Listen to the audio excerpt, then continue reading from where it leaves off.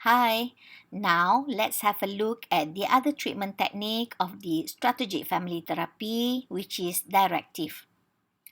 Directive is an instruction from a family therapist for a family to behave differently. It is including nonverbal messages such as silence, voice tone, posture. It is also including direct and indirect suggestions and also assigned behaviors such as when you think you won't be able to sleep, why don't you just force yourself to stay up all night? The purpose of directive treatment is to help people behave differently so that they can have different subjective experiences. It is also to increase the influence of the therapist in the change process, and it would inform the therapist about how family members would be reacting to suggested changes.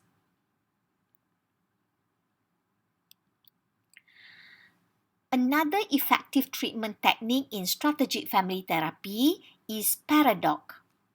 The process of paradox is very similar to prescribing the symptom.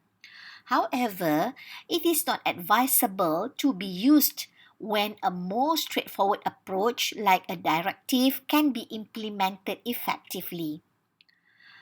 Paradox is giving clients permission to do something they are already doing, and it is intended to lower or eliminate resistance. It is quite a complex concept, often equated with reverse psychology. Paradox is asking for something in order to achieve the opposite result. For example, the client who fears failure. So the therapist may ask the client to try experience to fail at something again. Another example, a man who has problem with procrastination, so the therapist may ask him to schedule 1 hour a day to procrastinate. Another one last example, a 4-year-old girl who resists brushing her teeth, so she's told that she isn't allowed to brush her teeth, and with this she may end up brushing her teeth every day.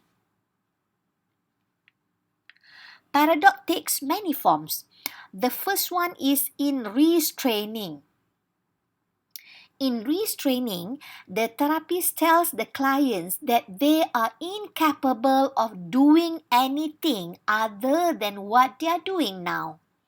For example, the therapist might be saying, in considering change, I am not sure you can do anything other than what you are presently doing. So it is in the line between provocation or threatening. Another form of paradox is in prescribing. For example, family members are instructed to enact a troublesome dysfunctional behavior in front of the therapist.